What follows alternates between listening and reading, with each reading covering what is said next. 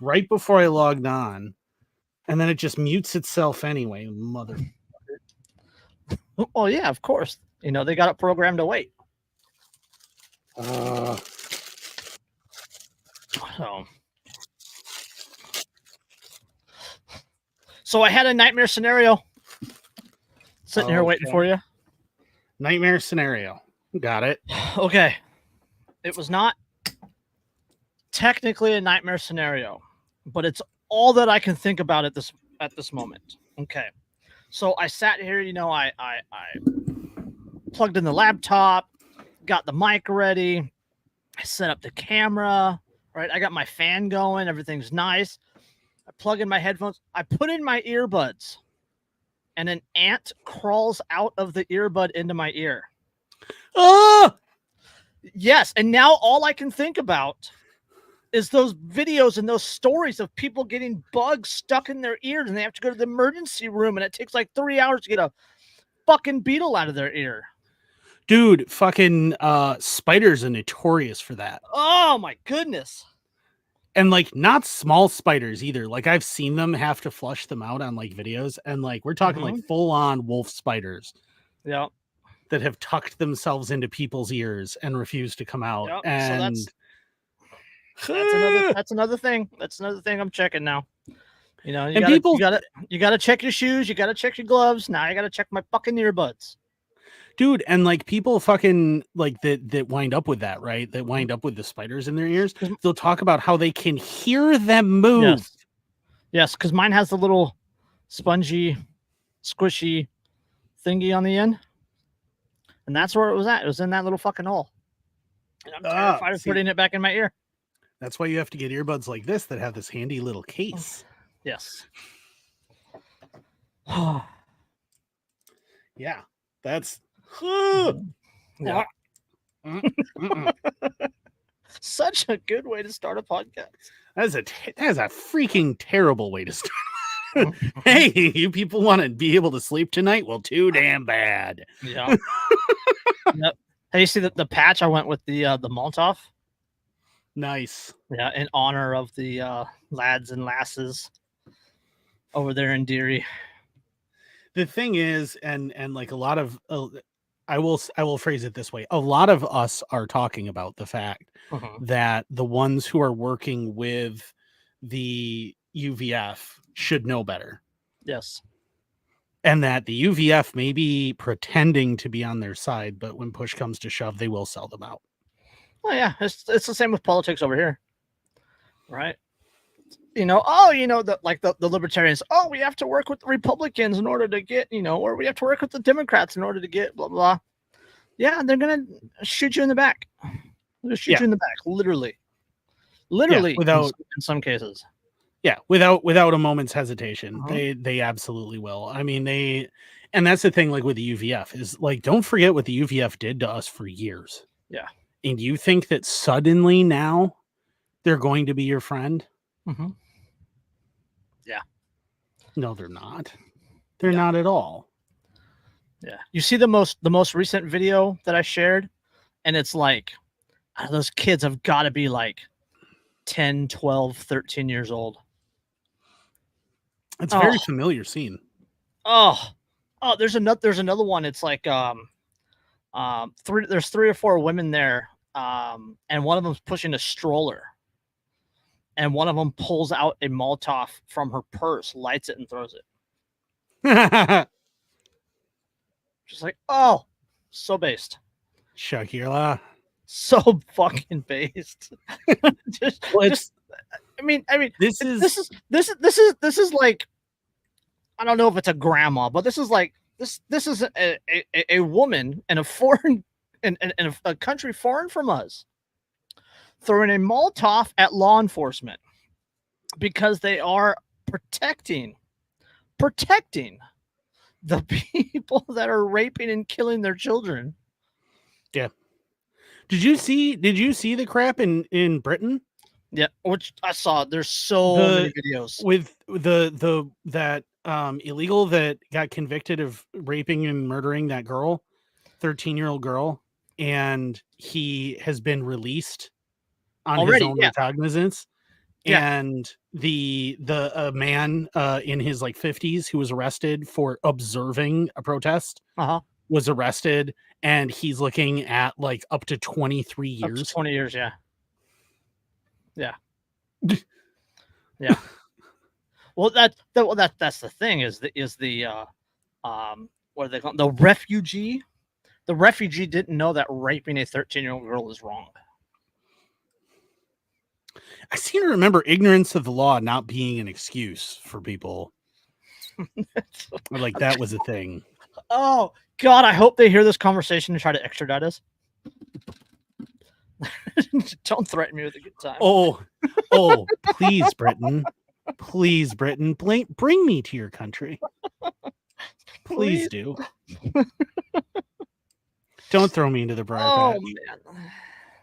Oh, that would be so much. Dude, the memes coming out of that.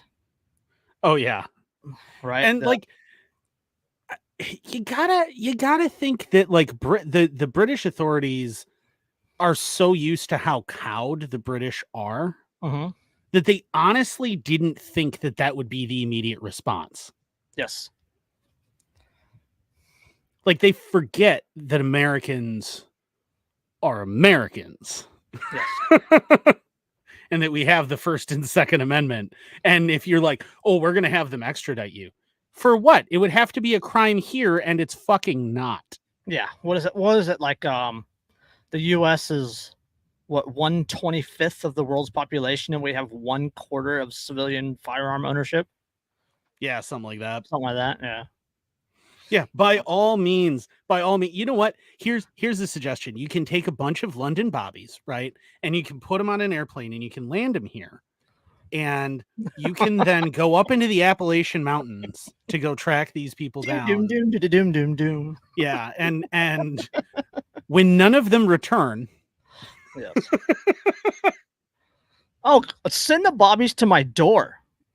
Yeah, send the bobbies to my door. I will go 1 for 1 with your bobbies. I have seen videos. So I'm not afraid of your bobbies. I responded to that with a just a very simple statement, which is start your own car in the morning then. Yes. And that's it. Yes. That's all I need to say. Motherfucker, I'm posting the hateful things on your Twitter, and do you know who I am? Yes. Do you know who his dad is? Do you have any idea? And you're going to threaten me with me being extradited to Britain? The worst possible thing for Britain is for me to be put in Britain forcibly. Andrew's happily singing. Lizzie's in a box the entire flight. I just quietly look over at one of the guards and just be like, the fire rises. Oh, goodness. This is going to be extremely unpleasant for you. You are not going to enjoy it. It's just like immediately like Britain goes, oh, well, we're going to come after you. I don't care if you're in the United States. And Americans are like, I have level 4 plates and 3D printed machine guns, motherfucker. You are welcome to try. Our kids with broccoli hair got fucking 3D printed firearms on level 4 plates. Yeah, are you kidding me? There are people who use... We make memes about fighting wearing nothing but flip-flops and level 4 plates. Yeah. Like, are you kidding me? Do you have any idea? Do you know, like, Britons are scared of knives. Do you know how many various bladed implements are within reaching distance of me right now? Not only that, but do you know how frustrated and angry and how little Gen X cares?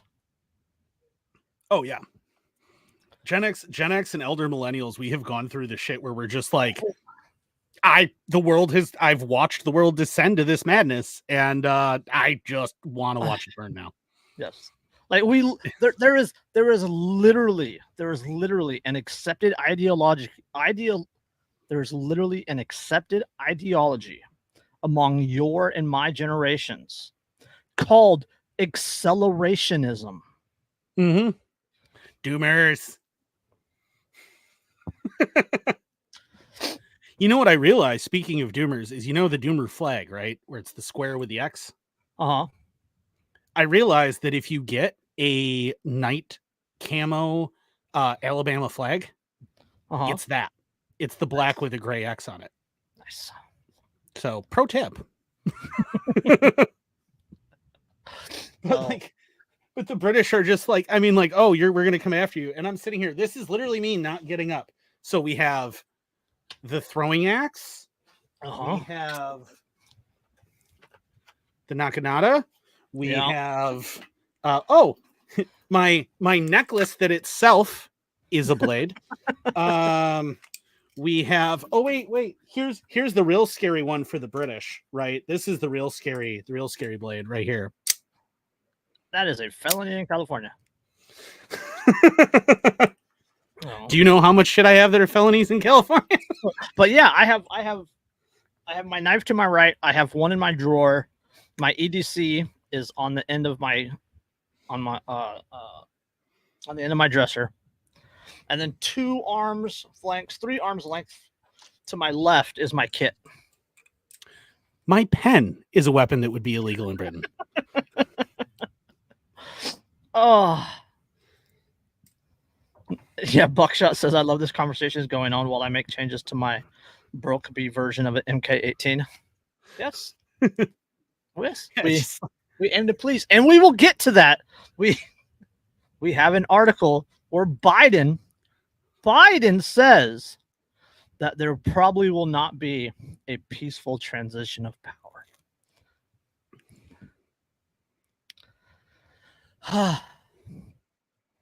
Oh, I got goosebumps. Well, we're all thrilled to hear you say that. I want my commie scalps. Yeah, exactly. I mean, it's a little more difficult to carve hammer sickles into people's foreheads, but I feel like still doable. Yeah. We just need to do the circle with the cross underneath it. The circle with it's just you just do like a C with a kind of a cross coming across it and diagonally. There you go. That's close enough. There you go. That'll work. So, yeah, anyway. It looks like you're gonna go ahead and you're gonna take off that black bandana after this and just change into regular clothes, and that just don't sit right with me. There you go. Got to start taking pinkies.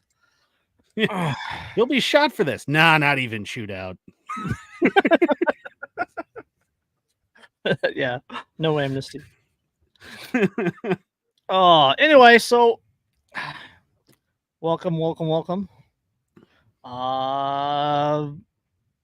Another episode of Anarchy Among Friends. I forgot how to start. Another episode of Anarchy Among Friends Roundtable Discussion. Before we get started, let me remind you that we are covered by the BIPCOT No Government License, which allows for the use and the reuse of this podcast by anyone, everyone, except for governments and the bludgies thereof. That includes you, Britain. You can learn more about that at bipcot.org. That's BIPCOT.org.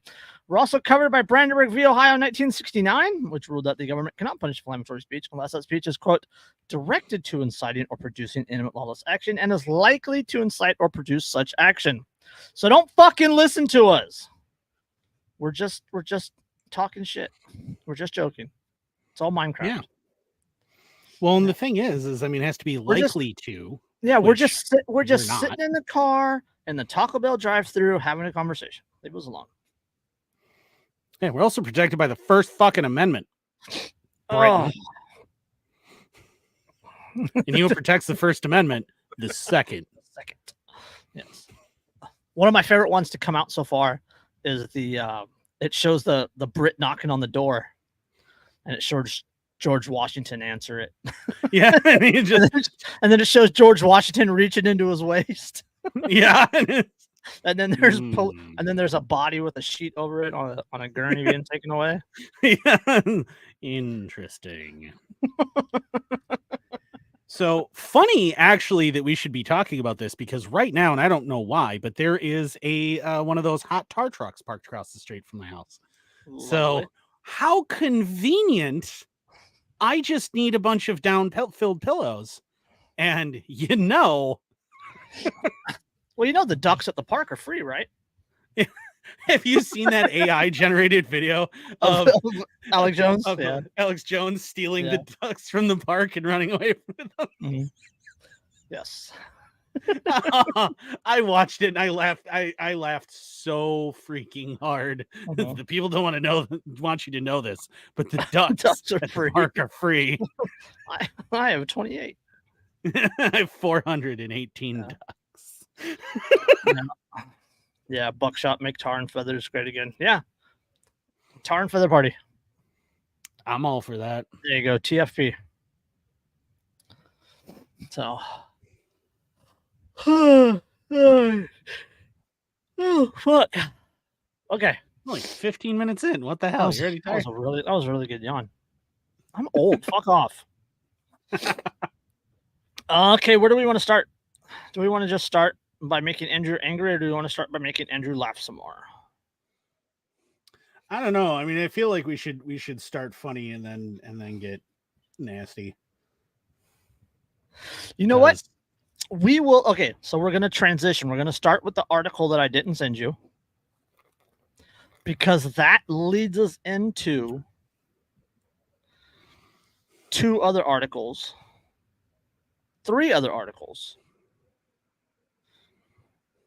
and then we'll talk about the homeless thing at the end. Oh, I'm gonna rage about that one. Yes. So, but before that, there's one that doesn't fit any of them, and we're gonna have to do that one real quick. Okay. The government instigated itself, and you're not allowed to see the results. On Monday, the U.S. Court of Appeals for the Second Circuit ruled that the Freedom of Information Act doesn't apply to the Senate's 2012 report on the CIA torture programs. The decision blocks off an avenue to find out what's in the 6,700-page paper, which the CIA had fought to keep under wraps for more than a decade. The ruling comes after a small victory for transparency. On Friday, the defense lawyers for the Guantanamo Bay Military Tribunal were allowed to release a photo of their defendant handcuffed and nude at the CIA black site in 2004. Defense lawyers have mentioned the existence of disturbing photos from black sites because almost all evidence at the Guantanamo trials is classified. There have never been able to release these photos to the public before. I feel like the Freedom of Information Act was literally written for these things. Yes. Like, this is exactly what the Freedom of Information Act was written to allow the American public to see, because in a free society that at least pretends to be free, you have civilian oversight of military operations. Buckshot.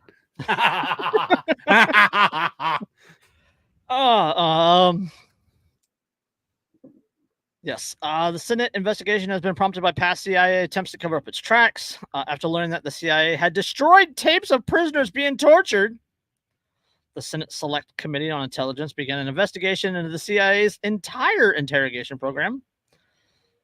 CIA officer Gina Haspel, who helped destroy the tapes and had personally watched torture sessions, later became CIA director during the Trump administration.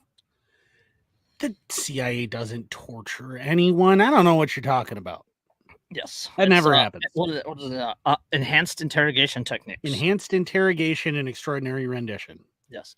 By 2012, staffers had dug up reams of evidence on CIA malfeasance.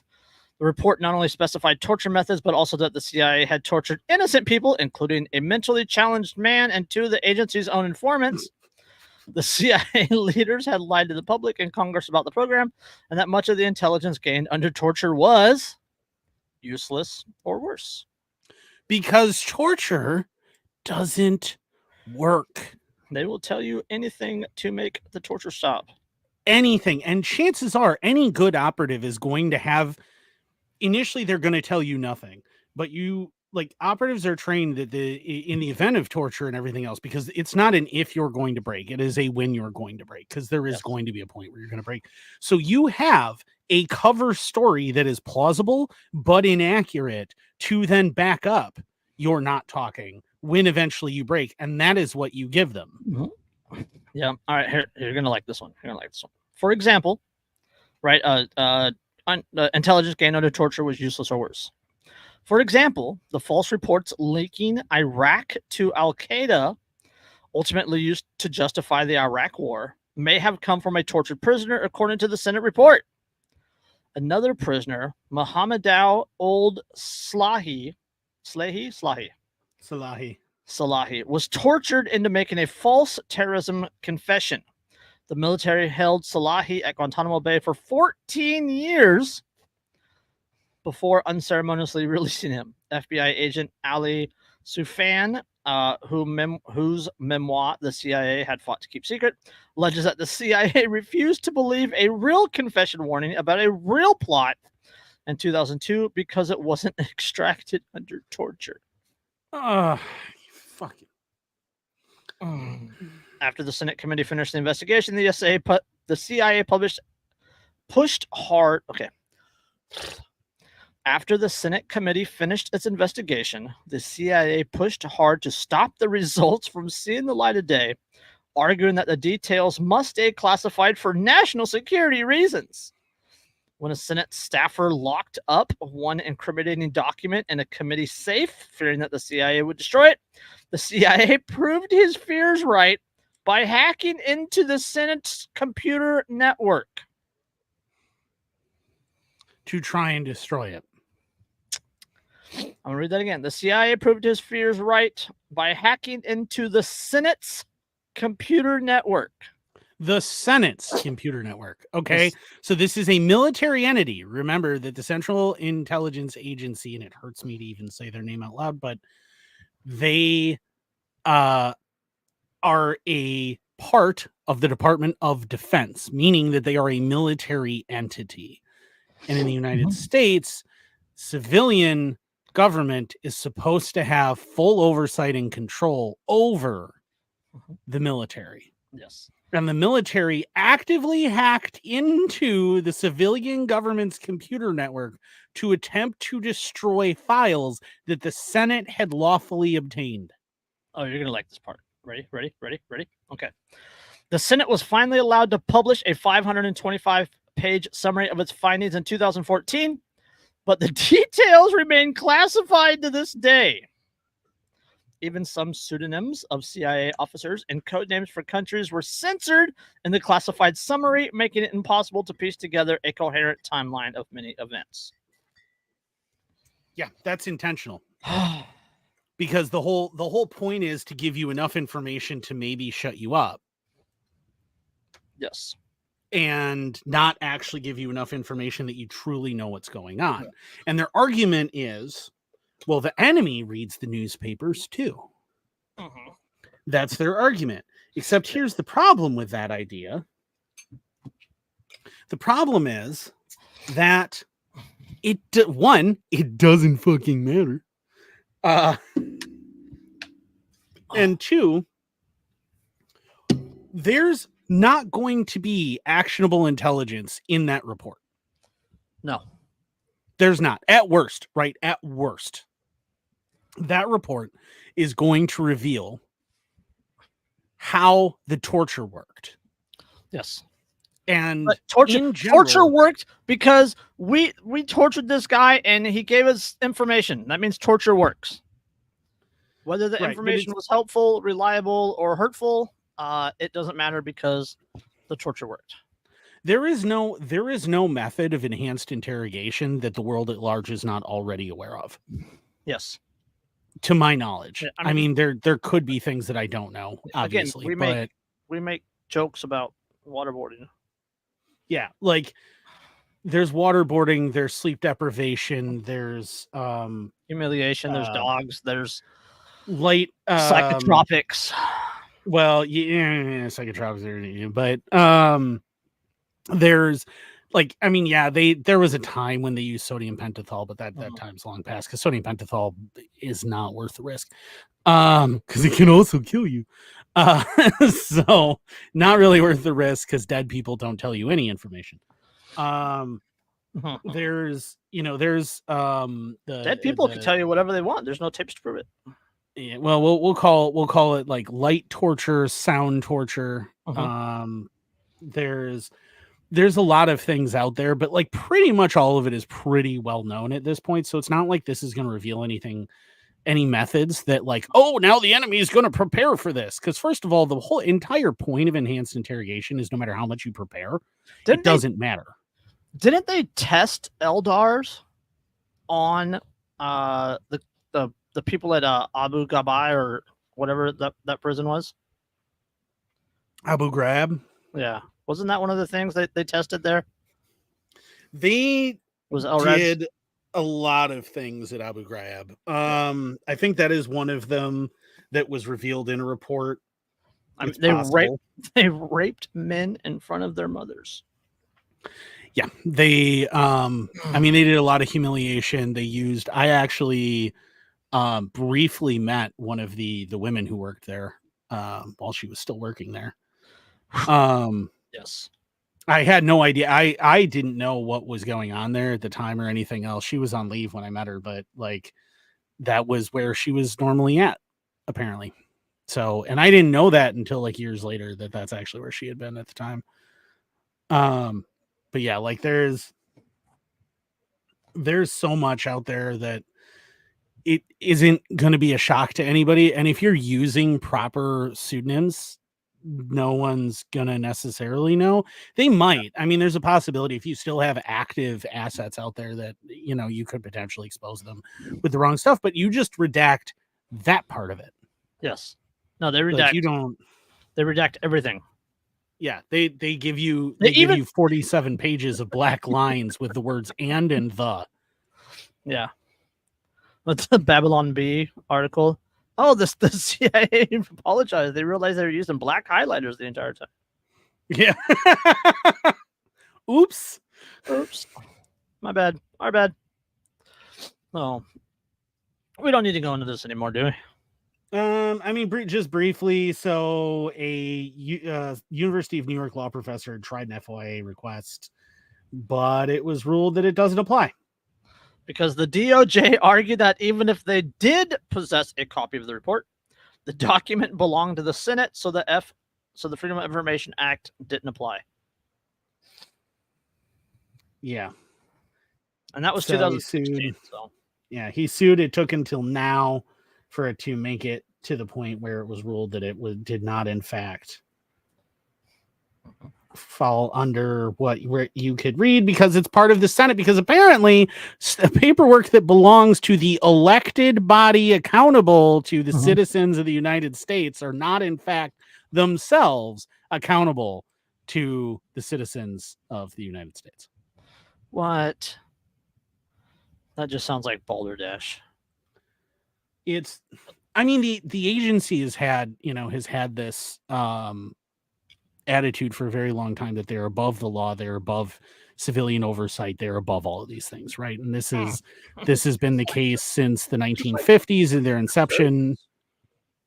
I mean, the OSS had that opinion. It carried through to the agency, and they have operated like that ever since. They think that they're above everything. And you talk to the average operative, the average asset for them, and they're absolutely convinced that no, civilian law doesn't apply to me. You're just a civilian. You don't have any say in what I do. And you should just be appreciative that I'm keeping you safe in the methods that I have, because you just don't have the stomach for it. Yeah. And that's their attitude. Yeah. Which is not the attitude that military assets in a free society should have. Yeah, they can stack up behind the bobbies. Yeah, the reality is that the of all of the horrors of war, the ones who have the least accountability are the ones who are the most guilty of it, right? And the agency is also largely why the United States did not sign the international war crimes agreements. We are not. That a lot of people don't realize that the United States is the only country in the developed world that is not signed on to the international agreements that designate an international court to try war crimes. Didn't Lindsey Graham just threaten the IOC, the International Criminal Court? Was that Lindsey Graham that did that? I don't remember that, but probably it sounds about right. There was one of them that they were talking about charging somebody for something, and one of the U.S. senators said no, and that if you keep talking shit, we'll pull your funding.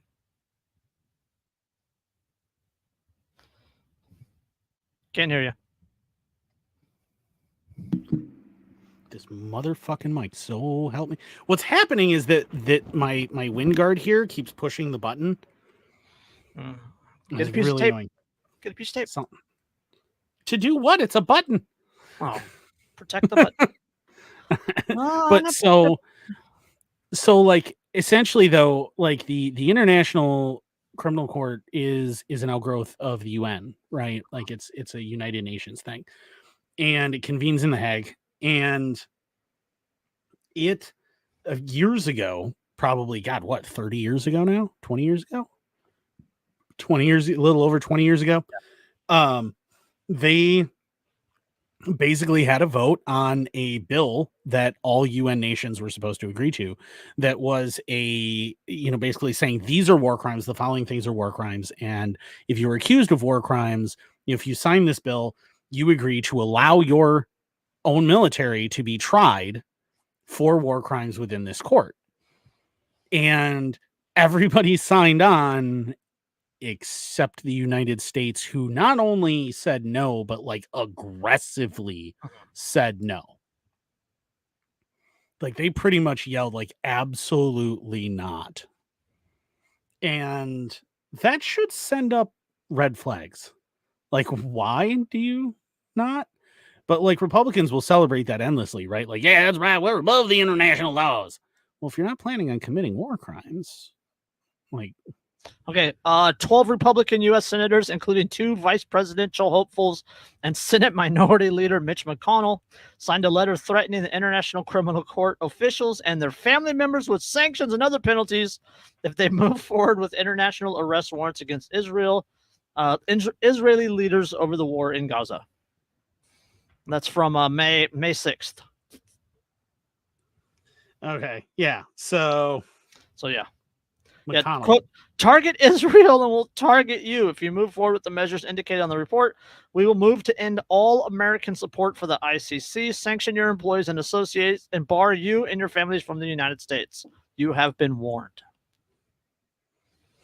It wasn't even America. It was fucking Israel. Yes, over Israel. Yes. Who are actively committing war crimes every single day against civilians. Yes. Okay. All right. Okay. I got one for you. Okay. This is the article I didn't send you.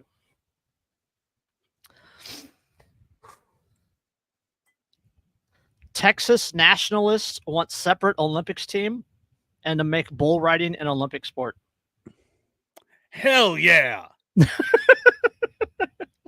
A leading Texan nationalist has called for the Lone Star State to field its own Olympic team and suggests Texas could one day host the Olympics as a fully independent nation with bull riding included in the events.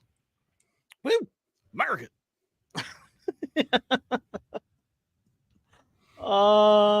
That is amazing. Absolutely. I'm sorry, but if you're going to have other incredibly American sports, within the Olympics, like target shooting, and there's like the decathlon. Okay, there is a section where you shoot with a rifle while skiing down a mountain.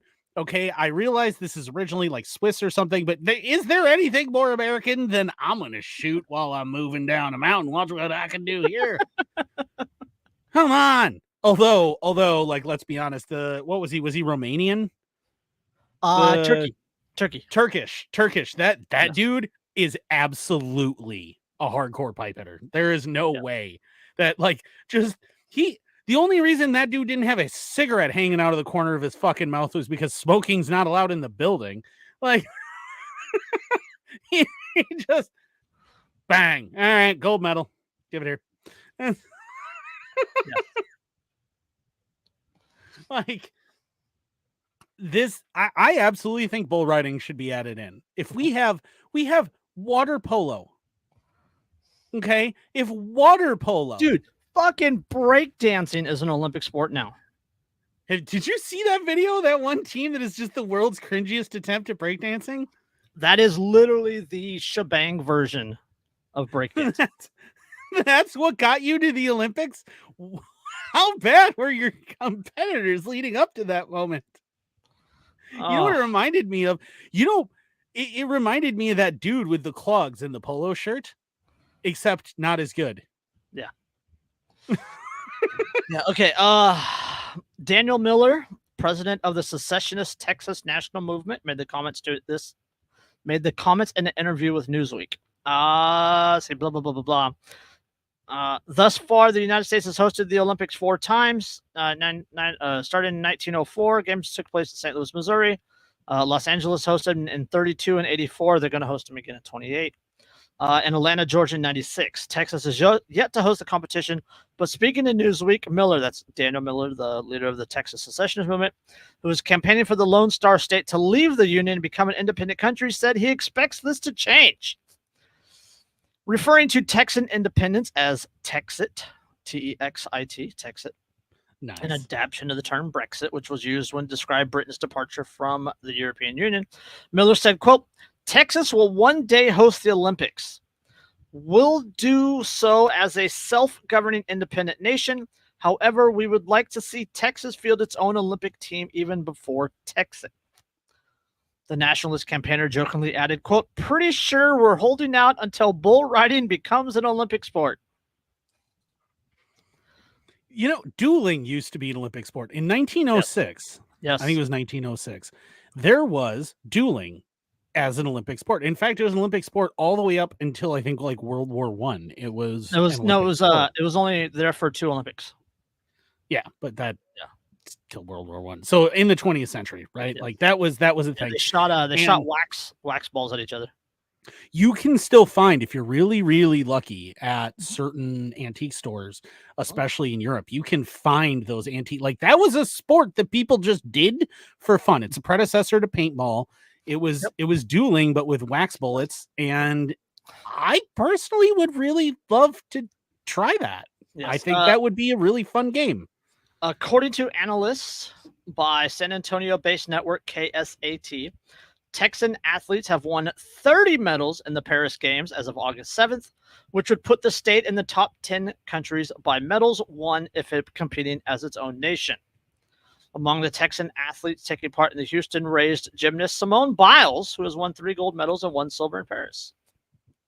Did you see that chick at the Olympics that won the first U.S. powerlifting medal in 24 years? Yes. That was amazing. Like over 500 pounds, dude. 500 pounds. Buckshot Hill said he'll duel you if you find a pair. That would be freaking awesome. You know how much fun that would be? Yes. KSAT reported that Texan athletes have won nearly a third of the 86 medals Team USA had won as of August 6th. So, Texan exceptionalism. Texas exceptionalism. Well, I mean, it makes sense, right? It makes sense that Texas would be independent. Texas was, the Lone Star Republic for a little while, right? And the Republic of Texas, it was its own state. It's the only state that actually has a succession article written into its state constitution. Yeah. Because when they joined, it was we'll join you on the condition, ... And so they maintain within their constitution the absolute right to choose to leave the Union whenever they want. Yes. And that's the ratified Texas state constitution. But remember how big Texas is, right? Texas has the same square mileage as like most of continental Europe. Oh, yeah. It's the second largest state in the United States. It is It's massive. gigantic. Yeah. you can drive, if you were driving from the Panhandle south, right? You're heading towards like Galveston. You can drive for 6.5 hours and you haven't made it to the middle of the state. Yeah. Yeah. You can drive 24 hours in Texas and still be in the same state. It's insane. Yeah. It's so huge. And like, I'm not just saying that from a European perspective. I'm saying that even like having been used to America for a long time now. It's got farming and ranching, and it's got oil, and it's got deep water. I mean, it has the oil, it has the military. Yeah, and it's, I mean, you know, and there's there's Fort Hood. 38 million people in Texas or something like that. So yeah, I mean, you know, it's got plenty of resources. It really doesn't need the rest of the country. Yes. Over the past few months, Texan nationalists have secured a number of major victories, with the Republican Party of Texas in May electing supporters of an independence referendum for the state as its new chair and vice chair. The following month, Texas GOP included an independence referendum call as part of its 2024 legislative priorities and platform, describing laying the groundwork for such a vote as, quote, a legislative priority for the party. I never thought that I would be moving to Texas in any seriousness, but I might be. If they secede, they're gonna get this huge influx. Yes, describing contemporary America, that's Miller, said, quote, "You see, we have such a deep-seated sickness, this pressure internally, these competing worldviews, the deep-seated issues, and you ignore them, it's a recipe for disaster. One of two things happen. It either blows up or it invites autocratic reign from some tyrannical government to keep its hand on those competing realities. That's the danger in thinking one day everyone's going to wake up and we're going to link pinkies and sing Kumbaya. It's just not the reality. The reality is Texans are suffering." The entire country is, but Texans have a capability of existing without the country. Again, they really don't need the rest of the country. There was a time when California didn't need the rest of the country. When it was the Bear Flag Republic, it could have stayed independent, and it chose not to, much to its detriment long term. Yes. So, speaking of Newsweek earlier this year, Joshua Blank, a research director at the University of Texas Austin's Texas Politics Project, argued that Texas independence would unlikely take place peacefully. He said, quote, "I think history has made it clear that there is no plausible scenario in which Texas could peacefully extract itself from the United States, even were that the will of its populace, which there's no indication of it to my knowledge." Oh, there's plenty of indication. You're just an idiot. Yes. That's as believable that there's no indication that they want that. That's as believable as the rally size at a Kamala Harris rally. You see those AI edited photos? Yeah, where like I pointed that out. I showed Lindsay and I pointed out to her and I pointed out the reflections on the plane, and she's on like, the reflection, "Oh my god!" And I'm like, There's another one where you can see obvious 3D printed or 3D imaged faces that are obscured and twisted, and the eyes in the middle of the forehead. And if you look at the phones in that picture too, ignoring the reflection on the airplane, not all of the phones are supposed to clearly be filming of the plane. But the screens are all showing like text messaging and Facebook and like random stuff like websites. None of them are showing that they're actually recording anything. So okay.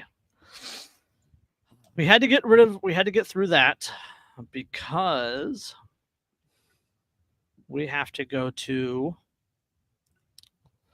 in the first interview since ending his re-election bid, President Biden expressed doubt Wednesday that there would be a peaceful transfer of power if President Donald Trump loses the 2024 election. If Trump wins, no, I'm not confident at all, the 81-year-old president told CBS Sunday morning before quickly catching himself.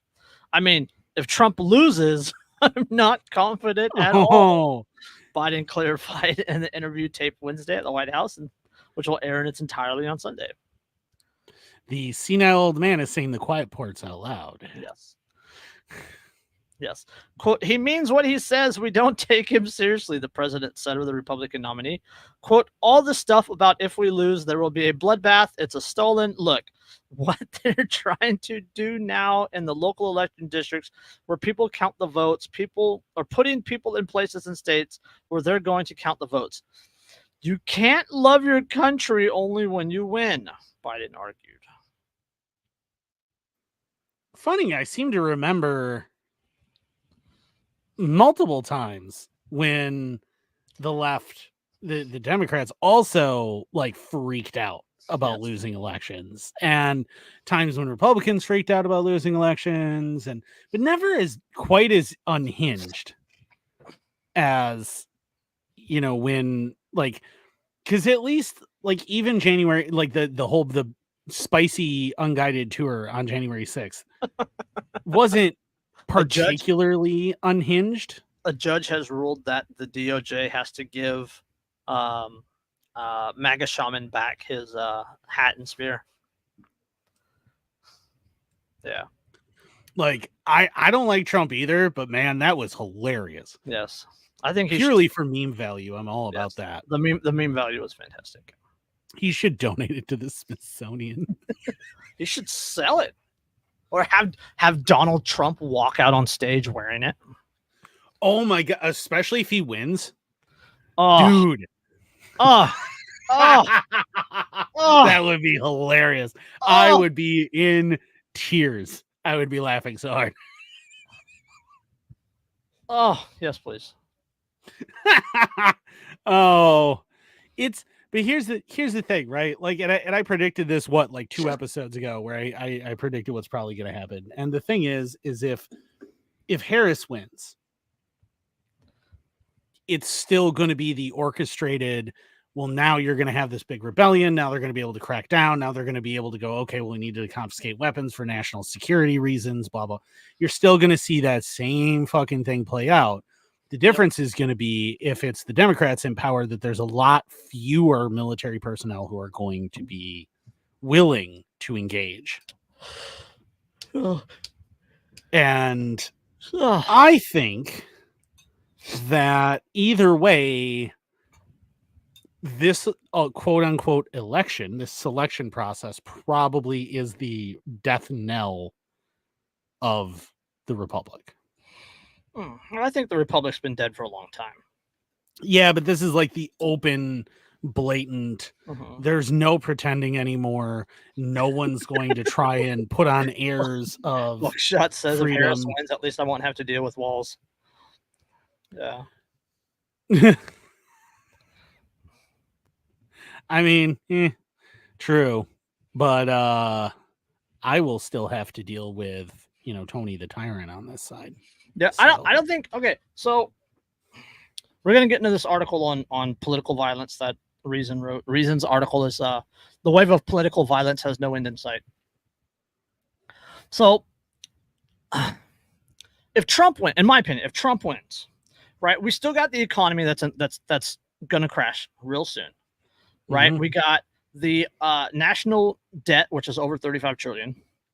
We got over we now have over $1 trillion in credit card debt. Just credit card. Do you know what the average interest rate for credit card debt in the United States is right now? 21% or 22%, something like that. You're low. 28%. That's insane. There's a whole lot of PFCs out there. So we still have the national debt. We still have the commercial real estate market that is starting to really, really rumble. Right? We still got Iran's going to pop off. China's going to pop off. We still got the Ukraine, Russia. You mean Western Taiwan? Western Taiwan, yeah. The Israel issue. So we are going. So if Trump wins, we're going to the Middle East. I don't have a doubt in my mind we're going into the Middle East, like boots on the ground in the Middle East. In Iran. Possibly Yemen. I ran so far. Probably Yemen, actually. If you played Battlefield 3, just picture Battlefield 3 and Battlefield 4. Like, just imagine what that was in the single player campaign. That's probably what you're looking at. Yeah. Go watch Cat Shit 1. I fucking love Cat Shit 1 so much. The way they move, of all of the things that blows my mind, is that of all of the film depictions of special operations moving, that is the most accurate single one I have ever seen, is a pair of fucking rabbits. The camels go durka durka. Yeah, I know. But we're going to the Middle East, right? And we can't afford that. Right? So what's that going to do domestically, right? Either taxes go up or the economy crashes. Right? Yeah. Well, yeah. But if Harris wins, we're still going into Iran. We're still going to help Israel. The China thing, I think we're going to she would back off sanctions on China. That would ease some of that. She's obviously going to send money to Ukraine, right? Mm-hmm. Domestically. Ukraine, who's now invading fucking Russia. Yeah. The one thing that they just had to not do. Yes. Was poke the bear.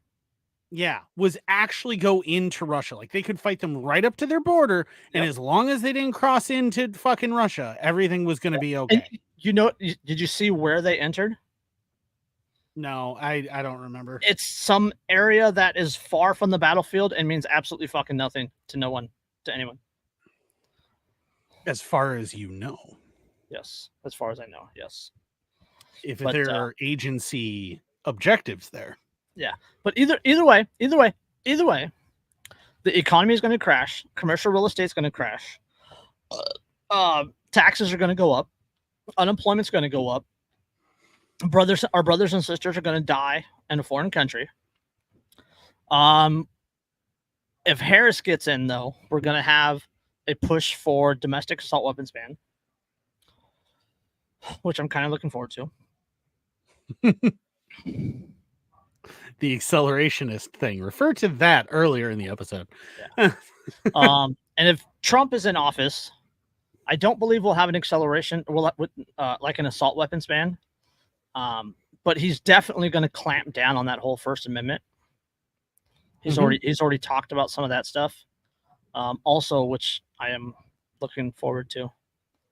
The thing is, like, you got to remember, neither side cares about your right to your actual right to free expression. Not just that, right? So largely, when you look at Biden's policies, right? Biden's policies are just a continuation of Obama's policies, which were about 85-90% a continuation of George W. Bush's policies, right? Which were more or less a continuation of Bill Clinton's policies, which were a continuation of George Bush Sr.'s policies, which were absolutely a continuation of Ronald Reagan's policies, which were a continuation of Jimmy Carter's policies, which were... Yes. So the real difference between Trump and Harris politically, right? I mean, 12-15% of the differences on issues, right? So still 85, 88, maybe 90% the same. Yeah, I mean, basically nothing. Don't worry, the Libertarian Party's running a gay man. Yeah. So they're gonna get so many votes this year. Yeah. And it's there was this brief glimmer of hope for the LP, and then that was it. There's this moment. I lost all hope for the LP when I saw the Mises Caucus turning its back on Josh Smith. Yeah. Well, that's what I'm saying is there's this brief glimmer of hope, right? When the redacted caucus and the Mises Caucus actually got all these seats where they actually were starting to take control, and then they squandered every last bit of control that they had. They had Trump speak at the Libertarian Convention. I mean, there is somebody in LP national leadership who thinks they're being really clever and that they're playing 4D chess, and that they're like, we're gonna run this gay guy who's very pro like drag queen and pro like, you know, like LGBT and all this stuff, and then we're also gonna have Trump speak, and you know, and see where we're the party of everybody, and they think they're being clever, but in fact what you're doing is guaranteeing that no one likes you. Yeah, nobody cares. Literally nobody cares. All you had to do was field somebody who honestly believed in freedom and was just like, I don't want government to intervene in anything, period. All you had to do was someone that was well-spoken, wouldn't back down, and has a personality that you can get behind. Yeah. I mean, and that's essentially, you know, where we're at with political parties is you have a left wing, what pretends to be a left wing, what pretends to be a right wing, and ultimately they're on the same shit covered pigeon that is incredibly authoritarian, regardless of what end of the political spectrum. Well, that's the issue is we do have a true left wing in this country. We do have a true right wing in this country, but that's not where politics lies.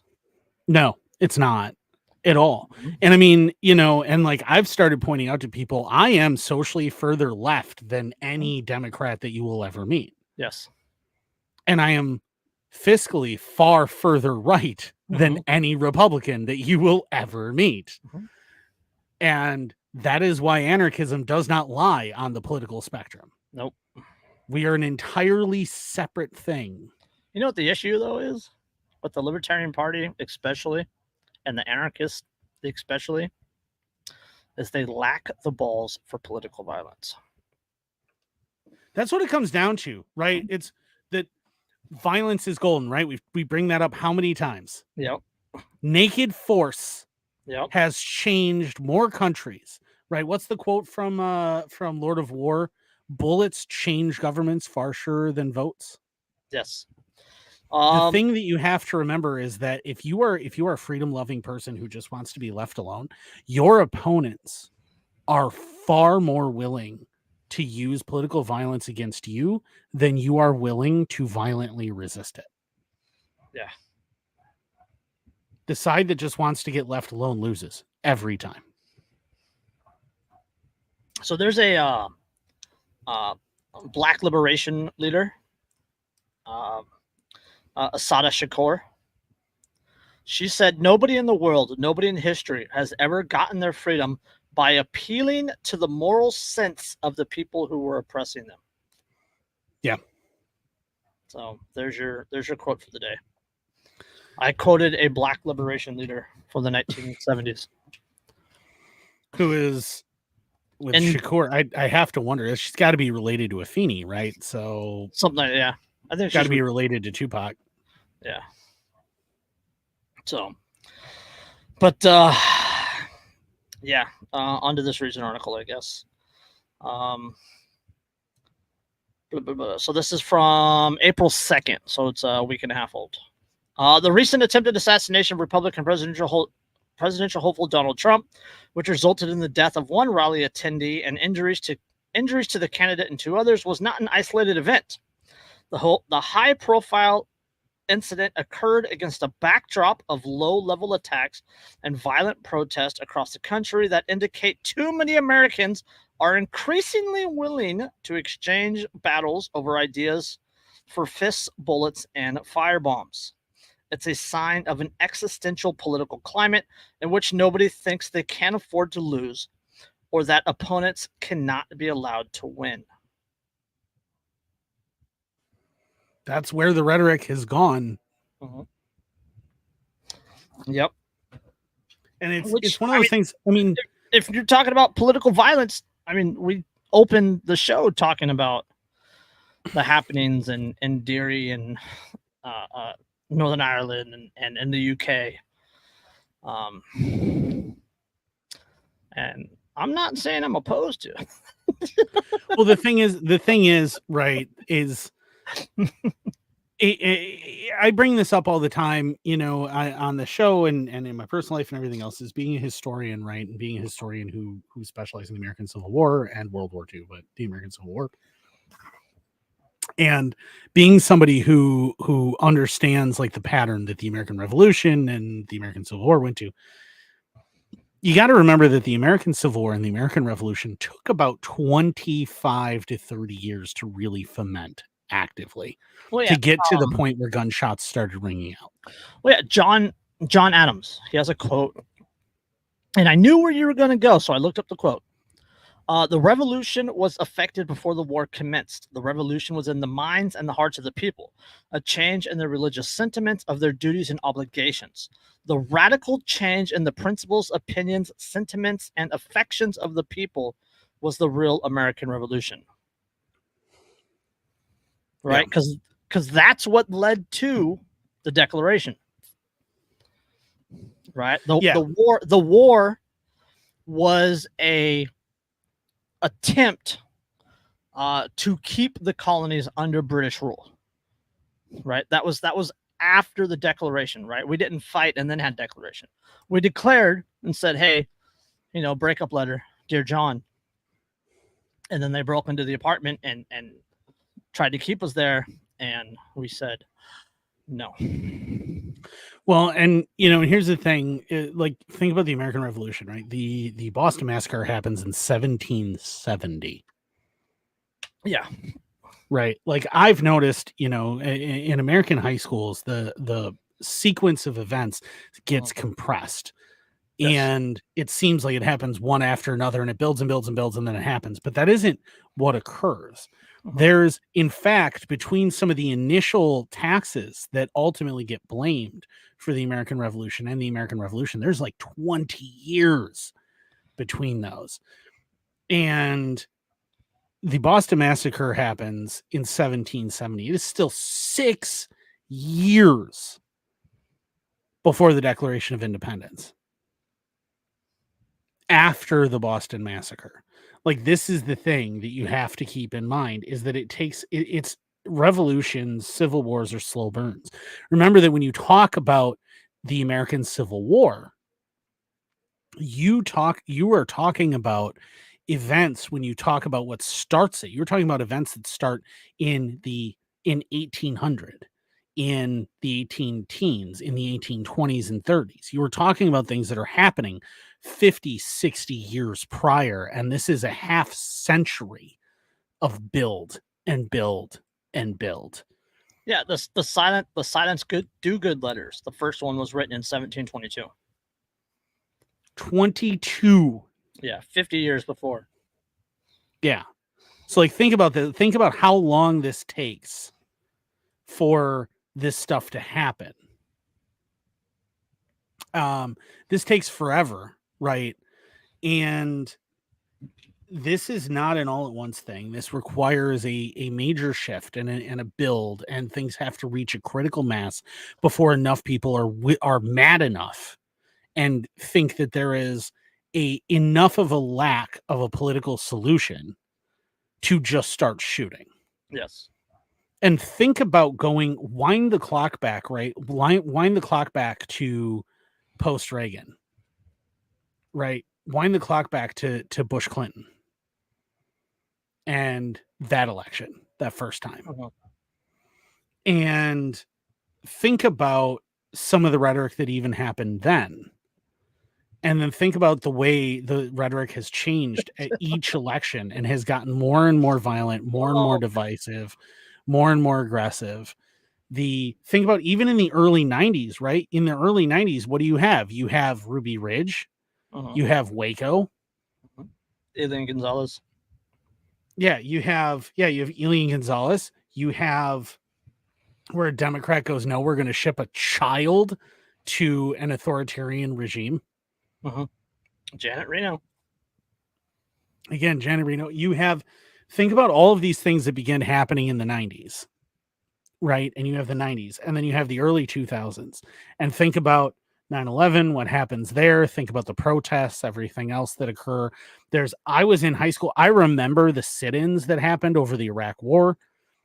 And think about all of that and all of that unrest. And you think about all the unrest that is built and built and built ever since. The Wall Street protests. Yeah, all of that stuff, right? And it's just gotten more and more divisive, and it's gotten more and more extreme. It's just kept building and building and building. Well, don't forget, like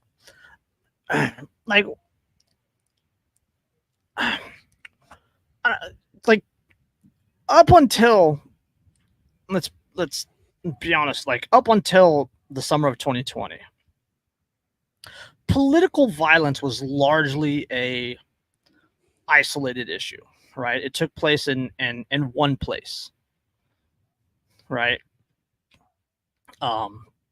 Right, the Watts riots, right? L.A., right? Rodney Ferguson, right? So they took place, but they were like in a city, right? It was that area. And then 2020, and it was just a bomb blew up. Because the authoritarians finally made an overplay of their hand. Yes. And that's the exact same thing that you see in the American Revolution. It's the exact same thing largely that you see in the American Civil War. Don't forget that leading up to the American Civil War, you have a presidential election, and you have Abraham Lincoln looking like he's probably going to win. And the South going, we're going to secede. If he wins, we're not going to deal with this. We're not going to deal with him. And you have all of this leading up to the election. Like everybody is prepping. Everybody is getting ready for what is going to happen. And knowing it is coming and still hoping that maybe, just maybe, there's a peaceful solution here. And it doesn't have to turn to war. And then Lincoln gets elected. The South starts seceding to keep their slaves. And I don't care what anyone has to say about it. That is why they seceded. When people go, no, it's over states' rights. Really? States' rights to what? Don't forget the Senate passed a memorandum saying that the Civil War was not because of slavery. I mean, it was redacted later, but they did pass a referendum saying it was not because of slavery that they were going into the South. I just love when these historical revisionists go, well, it wasn't over slavery. It was over states' rights. States' rights to what? What was the thing that they wanted a right to decide? Was it maybe slaves? Was that maybe what it was? Yeah. So, like, it's regardless of what the negative consequences of the American Civil War were, and there were plenty. Yeah. Don't sugarcoat the fact that it was over fucking slavery. All right. It was over slavery. Well, that's what it was. That's what it is. That's what political power or political violence is, right? Or that's what politics is, right? Politics is power, right? Political violence is I want to have that power. Yeah. Right. I want people to have that power. Well, yeah. And like, so you hit the American Civil War and people have gotten to this point where there is such a divide between one side and another that it cannot be reconciled. There's this massive chasm that cannot be crossed.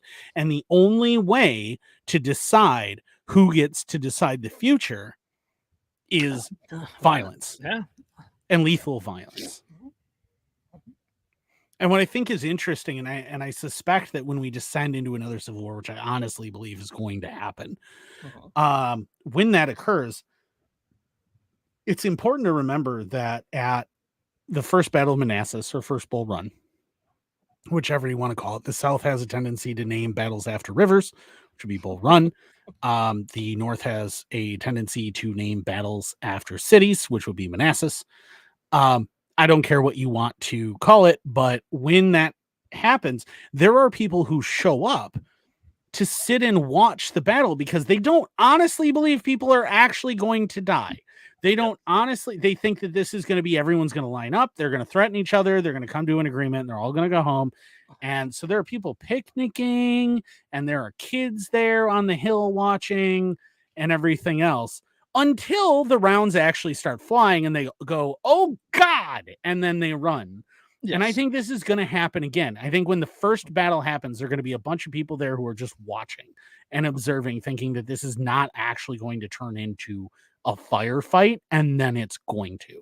And the moment it does, right, the moment that a significant armed action occurs where there are a number of casualties on both sides, the moment that happens, especially if the federal government has to withdraw after that armed action, there is a point of no return that has been reached here, and now war is going to happen on a larger scale. There is no escaping it. All right, let's jump into this article. Blah, blah, blah. Yeah, Buckshot says it was streamed live. Yeah, absolutely. Yeah, and it's going to be insane. It is going to be insane. A Michigan man used an all-terrain vehicle to run over and critically injure an 80-year-old man who was putting a Trump sign in his yard in what police described as a politically motivated attack. The attacker killed himself after calling police to confess to the crime. Just days later, anti-Israel protesters violated property and battled police, or vandalized property and battled police in Washington, D.C., in what has become a matter of routine. The partisan Michigan attacker, the mysteriously motivated would-be assassin, and the subset of protesters who cross the line don't really represent mass endorsements of violence. They're often lone actors or extremists within their own movements. But no majority vote is required before people and property are attacked. It just takes somebody willing to get physical, and too many meet that bar because people are tired of not being heard. They're tired of not being heard. They're tired of being, every time one side tries to argue with the other and tries to reason with the other, they just get shouted down. Oh, that's racist. That's racist. Yeah, and it doesn't matter which side it is. Transphobe. Yeah, exactly. And it doesn't matter which side, right? Anti-Semitic. That's anti-Semitic. Yeah, you're being anti-Semitic. Oh, you're being anti-American. Oh, you hate the troops. Yeah. Right? Like, it doesn't matter what side is arguing what or with whom. It ultimately, there's no dialogue anymore. Yep. The dialogue has been cut off. And remember, there is an important Irish saying that also got translated into a saying by an American president at one point. One of my favorite American presidents, if I'm honest, who said, diplomacy is the art of saying good dog until you can find a big enough rock. I like the one I posted the other day. It said a cleaved head no longer plots. Ah, yes, that's a Norse saying. Yes.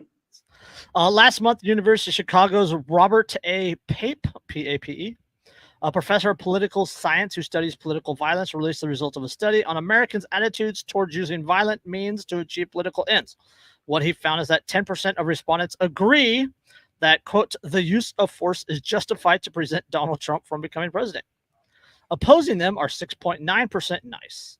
Of respondents who agree, quote, the use of force is justified to restore Donald Trump to the presidency. Somehow it seems appropriate, first of all. Second of all, when questions about justifying violence are given broader scope, researchers find larger number open to its use.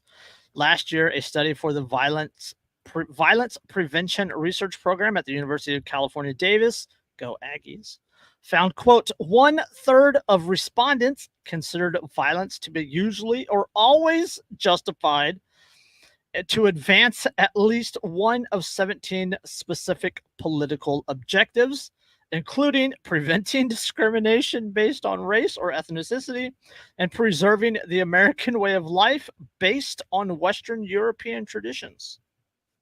The good news is that even the larger numbers still represent a minority in the population, outnumbered by those who prefer to keep the bullets and the bombs out of their political discourse.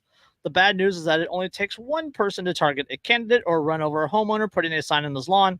It only takes one or a handful to stage a myriad low-profile incidents that suggest we're in a cycle of political strife. A cycle it's a Fibonacci spiral. Right. There's a point where it reaches the center, where it reaches this perfect ratio, and it's critical mass.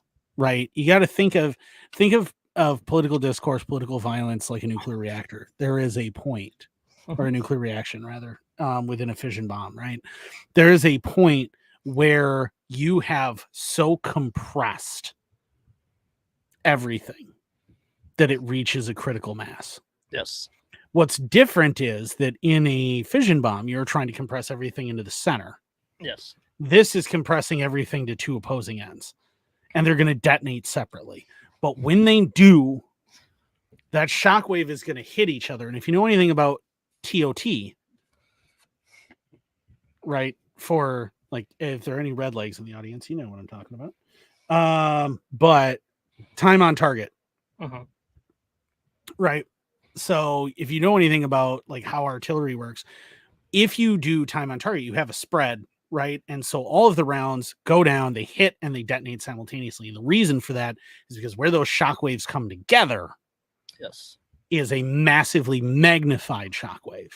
And what you're about to have is two separate explosions, and they're going to come together. And when that happens, it is going to rip everything apart. I mean, how many years ago even was it that I had that debate about like whether or not the like what the Civil War was going to look like? And that was on what was that on? Enemy of the State? That was on Enemy of the State. Enemy of the State with Nick Irwin. Yeah, and even back then, right? I made a speech that I'm still incredibly proud of, but it's one of my statesman speeches. Like after the revolution, man, they're gonna remember that one. They're gonna write that one down. Yeah. They're gonna learn it in school. Vote Andrew for local warlord. Dude, I've been saying like, hey, I'm old enough to run for president. Maybe I should just run as a write-in and be like, if you're just gonna throw your vote away anyway by voting for one of these two pieces of shit, just write me in. And I'll make AR-15 ownership mandatory. Yeah, like, are you kidding me? Like, fucking Vermin Supreme wants a pony. I want fucking like 40 millimeter Bofors. Okay, not just a pony. Not just he wants a pony-based currency. It's not just ponies. It is a pony-based currency. Yes, there we go. Yes, which is just an incredible discussion in my own head about that. And my platform is I'm just going to withdraw all military personnel from foreign bases entirely, withdraw everything to inside the borders of the United States. We have plenty of border lands for us to build military bases on. Mm-hmm. So if you want to keep the military busy, you just put them all on the borders, both north and south. We should build one on MLK Boulevard in Chicago.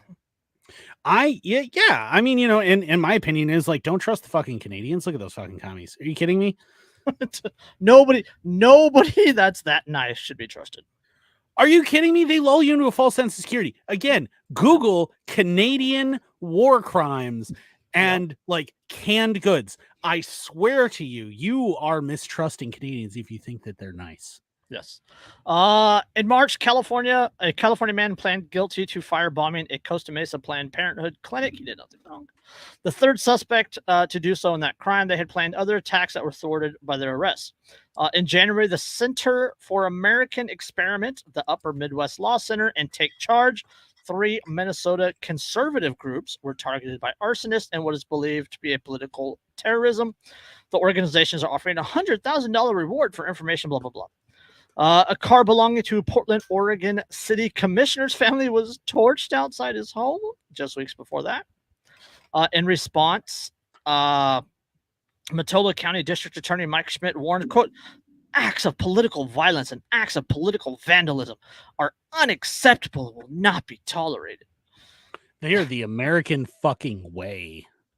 Yes. The number of threats to public officials is growing, according to May data review by the Combating Terrorism Center at West Point. Quote, while 2013 and 2016 had an average of 38 federal charges per year, the number sharply increased to 62 charges per year between 2017 and 2022. The review added the ideological motivations could be confirmed for roughly half the cases, and that, quote, the number of federal prosecutions is on pace to hit new record highs this year. And the more politically motivated violence increases, the more the feds will attempt to crack down on it. Yes. And I guarantee you, come the results of this election, one side or the other will become extremely violent, and that will be used as an excuse to crack down on your rights. Yes. Much of this is a result of the rising tension of recent years. Political factions have gone from opposing each other to despising each other and considering opponents too vile and dangerous to be allowed to win office and exercise power. The political leaders tear not just into each other, but the whole segments of the population they perceive as alien, understandably reinforces fears of the criminal justice system and the regulatory state in the hands of the enemies.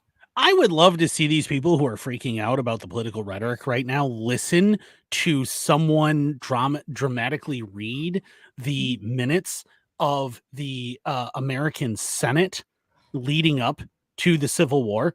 I would love to see their reactions to the way they insult each other and just like go, fuck you, you're a piece of shit, and I hate you, and I hope you die. And like, this is like every single day for years in the Senate. That was back when politics was back with a spy. Right, this gets good. This gets good. Added to that is the abandonment of liberal ideas about restrained government and tolerance by both the left and the right. In their place are thuggish ideologies that leave little room for dissent. Quote, on the left, a new crop of socialists hope to overthrow the liberal economic order while the rise of intersectional identity politics has supplanted long-standing commitments to civil liberties. On the right, support for free markets and free trade are more and more often derided as relics of a bygone century, while quasi-theocratic ideas are gaining support. Yeah, that's actually a really, really important point to realize, is that historically for years, the DNC styled itself as the party of political liberalism, right? The party of free speech and free expression, and that, I may not agree with what you say, but I will defend to the death your right to say. It took 50 years. It went like UC Berkeley, right, was the birthplace of the free speech movement, right? The hippie movement. And in 50 years, or less than 50 years, really like 48 years, they went from fighting for free speech to fighting for segregated graduation ceremonies. They went full circle. Look at that. And meanwhile, Wisconsin, the University of Wisconsin, is the birthplace of the progressive movement. So, yay, Wisconsin. But I mean, even speaking of political violence, even the University of Wisconsin, right? Like, speaking of the University of Wisconsin political violence, during the Vietnam War, there was a bombing on the campus of the University of Wisconsin. The building, by the way, if you go tour that campus, the building still bears the scars of the massive bomb that went off. Well, not nice. It did kill some poor innocent student who was working late on a project, but the massive bomb that went off in protest again at the science lab, because the science lab was working on something that you may have heard of that was ultimately called Agent Orange.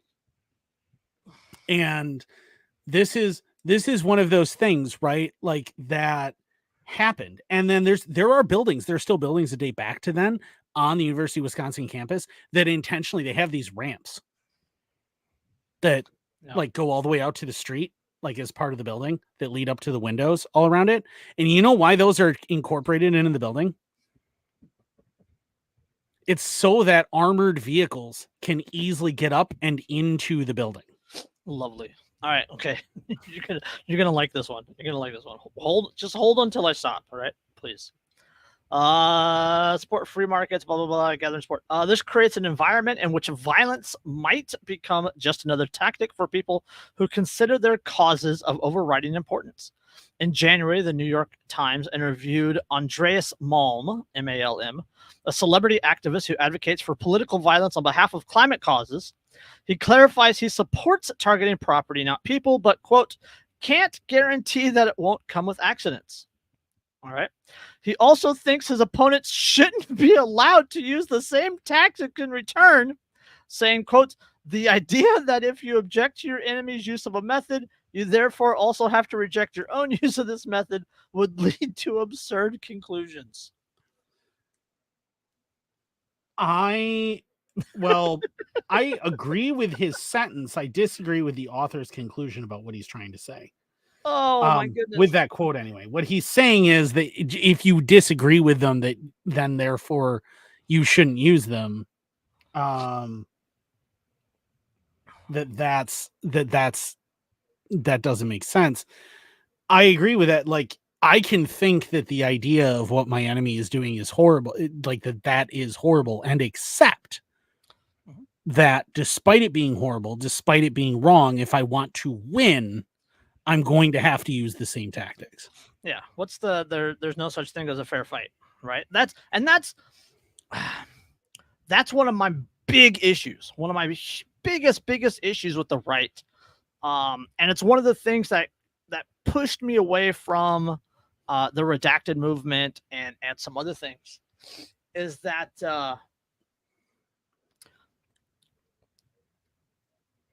they get too wrapped up in the optics, right? Oh, we can't do that because it looks bad, right? Well, they're doing it and they're getting support and they're kicking your ass and you're losing, right? But you don't want to do that because you might look bad.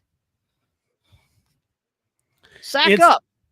Yeah, I mean that was one of the reasons why like a lot of us kind of got kicked out of the movement, even was because it lost its balls and we didn't. Like I can remember. I mean, well, again, that same episode. I don't know if Enemy of the State is still out there anymore or not. I don't know what Nick did, but that was one of the things that I brought up on that is you have to be willing to do whatever it takes. Remember, this is a fight for your fucking life. This is a fight for your life. This is a potentially fatal thing if you lose.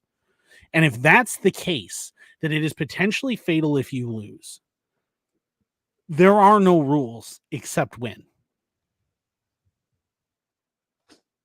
Yes. It's that simple. And if you're not willing to say there are no rules except win, then don't get in the fight in the first place. Stay home. Mm-hmm. Yes. Because you don't have the balls to do what needs to be done. Because I guarantee you, your enemy is more than willing to do whatever it takes to win. Go read Hans Hermann Hermann Hoppe. Hoppe. Go read Hans Hermann Hoppe. That's all I'm saying. Yeah. What must be done? So either way, okay, let's carry that sentiment over. Most Americans who own guns say they've got them for protection. Blah, blah, blah, blah. Protection from whom? New survey, which was published Thursday in the journal Injury Prevention. Researchers Korean National Representative sample of 2,500 people, blah, blah, blah, blah, blah. 80% said they were motivated to get a firearm for personal protection. A portion that appears to have risen over the past 25 years. No single study has tracked the reasons for gun ownership over time, making comparisons inexact, but similar studies have found that about 26% of Americans reported owning a gun for protection in 1999. What has happened since 1999, Andrew? What happened since 1999? Well, I remember what happened in 1999. Yeah. No.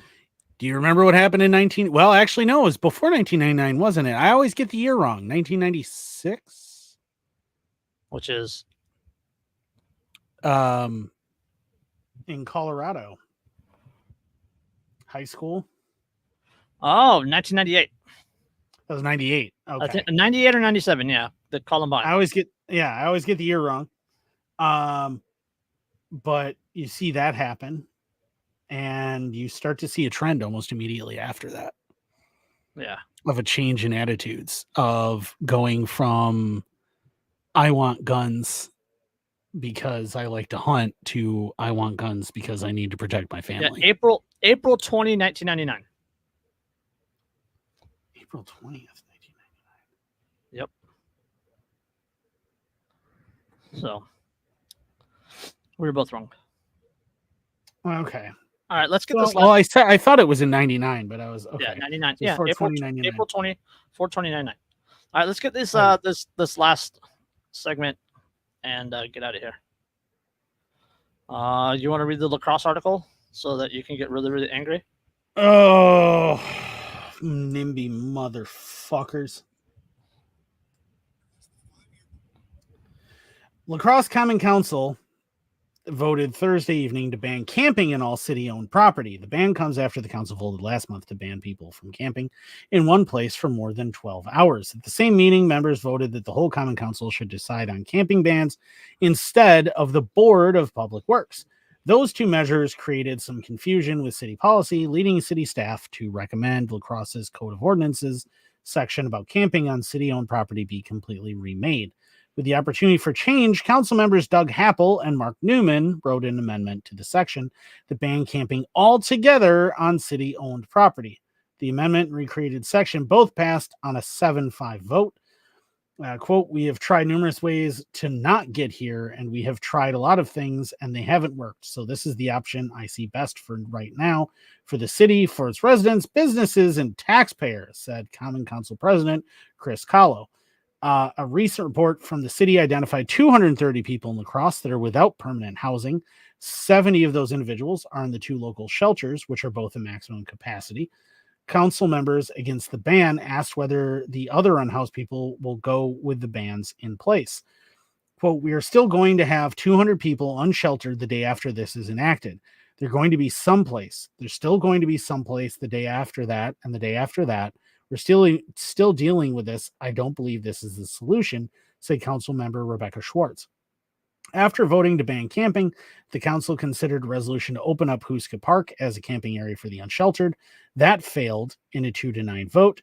At a special meeting at 5 p.m., the council reviewed a report on interim overnight shelter options for the unsheltered. Many council members were against all 12 of the proposed spaces. Now, there's additional information that needs to be said here, and that is that there was a special council appointed by the mayor of citizens and 2 council members who reviewed the housing population in the city of La Crosse. And when they reviewed it, they recommend 12 separate places that potentially could be opened up to the homeless being able to just camp there, right? Mhm. One of those places was even a park where formerly camping was allowed, which has shower and bathroom facilities as well as garbage disposal capacity. Everything else, right, would have been perfectly fine. And instead, the city council looked at all of these suggested options that were all valid and went, now we're just going to ban camping entirely on city-owned property. Yes. Yeah, that's what they're doing here now too. Also, no, but it gets. Oh, hold on. It gets better. It gets better. California. I'm telling you, California. Gavin Newsom vows to take away funds from cities and counties for not clearing homeless encampments. Oh my God. Yes. Gavin Newsom said on Thursday, had a message for local governments: clean up homeless encampments now or lose out on state funding next year. Standing in front of a cleared homeless encampment in Los Angeles, Newsom vowed to start taking state funding away from cities and counties that are not doing enough to move people out of encampments and into shelters. The governor joined the California Department of Transportation, known as Caltrans, on Thursday to clear several encampment sites in the area. Yes, the executive order came after the U.S. Supreme Court overturned a lower court ruling that said governments could not force people to leave encampments if there weren't any shelters bed available. Newsom administration wrote in support of cities' arguments that previous rulings, including the one that barred San Francisco from clearing encampments, have prevented the state from solving a critical problem. California is home to roughly 1/3 of the nation's population of homeless people, a problem that has dogged Newsom since he took office. There are thousands of tents and makeshift shelters across the state that line freeways, fill parking lots, and public parks. Yes.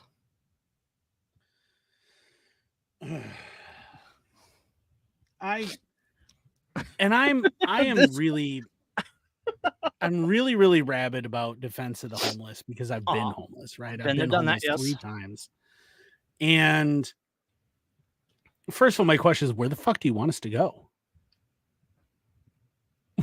Where do you want us to go? Well, I that's have no home. Well, that's the thing. They want to force you into shelters. They want to force you into shelters when they don't have enough beds and shelters to house you, but they want to force you into them. Anyway. Well, and the shelters have rules that not everybody can abide by. Yes. No. Like keep in mind that like animals, you can't take your dog into a shelter. You can't take your dog into a shelter. Here's the other fun thing is that if let's say you're a domestic partnership, but you're not married, right? The Salvation Army, which runs most of the homeless shelters in the United States, will not allow you to stay together. They will break you up. Even if you're married, they will break you up. Children are only allowed in the women's side of the shelter, not the men's side. So it destroys families, right? Because families can't stay together. Yeah. You are not allowed. You're only allowed to bring in so many possessions. So if somehow you've managed to salvage the majority of your possessions when you lost your home, you're just going to have to say goodbye to everything. Yeah, you can only take like salvaged it? 2 bags or something like that. Yeah, like basically, yeah. A lot of like here, it's only one. You can only have 1 bag. Yeah. So you have to give up all that stuff. Let's say you're somebody who uses marijuana medically. Yeah. Right? Like for anxiety, for pain, for any of the things that marijuana can be used for. If you piss dirty while you're at a Salvation Army shelter, they will kick you out immediately. Regardless of if it's in a state that it's legal or not. You'll be kicked out. You'll be banned. You're only allowed 30 days there. Yeah. How many people do you know that can go from completely homeless to suddenly having a place to stay in a month? Yes. Yes. Especially if you have medical issues, if you have substance abuse issues, if you have any sort of like mental issue. Yeah. And think about it. How many homeless do you know? How many homeless do you know that don't have those issues? How many homeless people have you ever encountered who weren't? I mean, there are millions of homeless people who are veterans, right? And they're racked with post-traumatic stress disorder, substance abuse issues, some of them the result of the VA and its overprescription of lots and lots of drugs.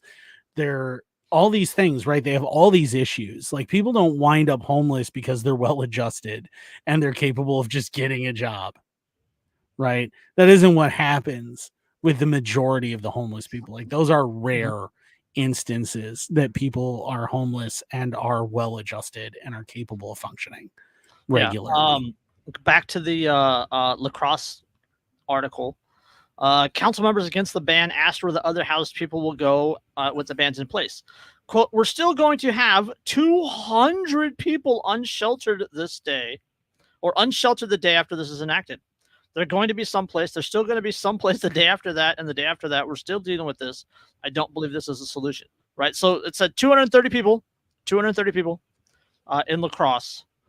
In a city of 58,000, by the way. And they're still going to have 200 people unsheltered after they fill the shelter. Yep. And I've been to the local Salvation Army, and it does what it can.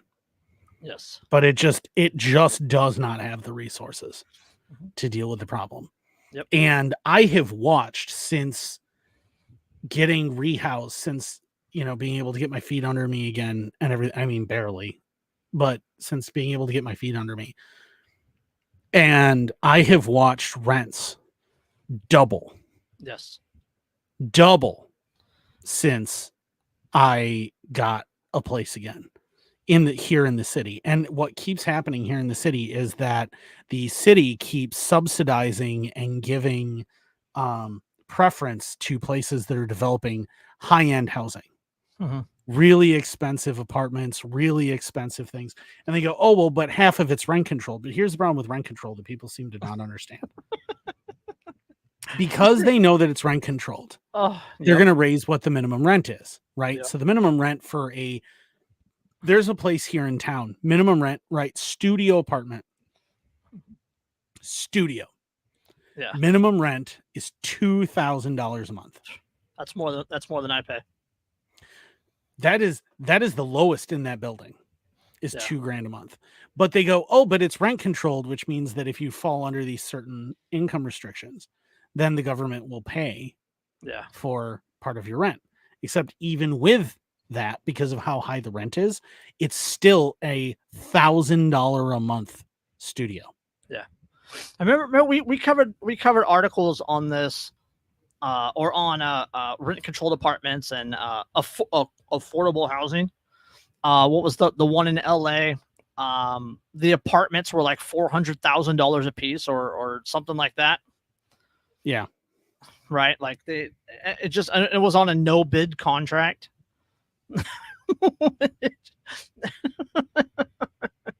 This is the thing. Like, and this is what keeps happening, right? When I moved into the place that I was in, it was $650 a month. Yeah. In this place. And that was a hell of a deal for where I'm at. $650 at the time, right? I have less than 1,000 square feet. Yeah. For $650. And it is now over $700 a month. Yeah.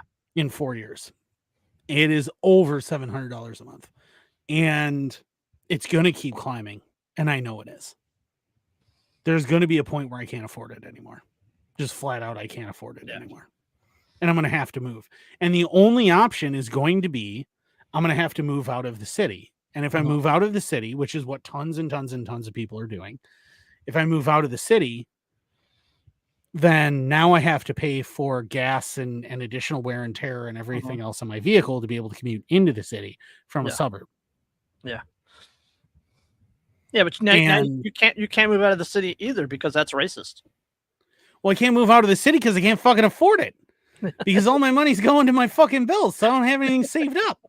Like, and this is the thing, right? This is the thing that keeps happening. This is why the homeless population keeps growing all over this country, is because this is the same thing. La Crosse is only a microcosm of what is happening in the world at large here.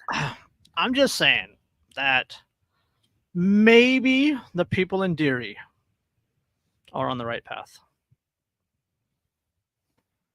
That if we had a little more Deary and us here domestically, things might be different. Yeah. I mean, that's the thing is, like, if we still had a spine as a country, if the people still had a spine, the people were still willing to do what needs to be done. Yeah. Things would be different. That's one of the things Ben lamented several times in Sedition, Subversion, and Sabotage. He said, if our grandfathers were half the men we thought them to be, right, we wouldn't be in the situation we're in. Yep. And here's the thing, right? Like, who really destroyed the economy? We tend to blame the boomers. Yeah. But was it them? Yeah. Who went to war? Who did all that war spending? Who came up with all those entitlement programs? Yeah. Was it the boomers? Or was it that generation that you keep calling the greatest generation? Yes. The greatest generation, quote unquote. Yeah. So, okay. Buckshot, there is no way I am moving to Minnesota. You literally could not pay me enough money to ever go to Minnesota. Oh, Andrew bleeds green, bro. I go to enough car shows in Minnesota, right? I go to car shows in Winona and Rochester and occasionally the Twin Cities. I go to Supercar Saturday and Whips and Waffles at 3M and stuff. I go to enough car shows in Minnesota. I never, ever want to live there. Yeah. Okay. Ever. Hold on. So on the California article with Newsom, the state has spent roughly $24 billion under Newsom's leadership to clean up streets and house people. For perspective, the U.S. has spent the U.S. has sent $175 billion to Zelensky and Ukraine. Yes. Yeah. I just had this conversation too with somebody. I just had this conversation with somebody today where I brought up. I got to get to this quote. Hold on. State spent roughly $24 billion under Newsom's leadership to clean up the streets and house people. This includes at least $3.2 billion in grants given to local governments to build shelters, clear encampments, connect homeless people with the services as they see fit. Those have been unprecedented investments from the state, he added, but his administration will start redirecting the money in January. Quote, "This is not about criminalization. What's criminal is neglecting people that are struggling and suffering and dying on our watch." You're literally doing that. You're causing it. You're fucking causing it. You're the reason. Oh my God. Oh, and he's going to be the next Democrat nominee for president. You know that, right? Oh yeah, absolutely. The only reason he's not on the ticket this year is because of the 12th Amendment of the Constitution that would have eliminated the ability of them to get the electoral votes from California, because you can't have both candidates from the same state and get the electoral votes. Right? Yeah, that seems about right. 56, right? That's 56 electoral votes. That would have cost them the election. It's too bad they didn't make that mistake without realizing. Oh, that would have been fantastic. Here's the thing. Okay, so this is Andrew economics rant time. Yeah. So Andrew's buzzing pretty good right now. In case you guys can't tell. This is my fifth beer. That's not buzzed. I'm from Ireland and living in Wisconsin. You're starting. I'm on the beginning edge of that. But anyway, so here's the thing though. Here's the Andrew economics rant, right? I just had this conversation earlier today with somebody, and I said, here's where people who don't believe the trickle-down economics work are morons. Okay, here's where they don't understand, because they're Keynesians, right? People who don't believe the trickle-down economics works, they're Keynesians, bottom line. Yes. Okay, so the issue is that Keynesians see economics as a zero-sum game. And this is how Newsom works, right? He sees economics as a zero-sum game. He doesn't understand that value, that capital can be created, that new wealth can be created that didn't previously exist through success, right?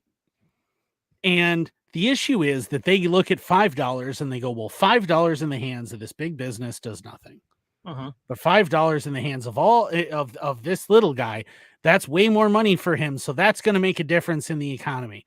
Except what they don't understand is that $5 in the hands of the little guy does effectively nothing, even if it's spread out across a bunch of people. But if you concentrate that $5 into $200 million in the hands of a large business, that business suddenly has increased capital. Yes. And that increased capital means that they can expand their operations, and that expanded operations now means all of these people get hired, and now they earn more business. Yep.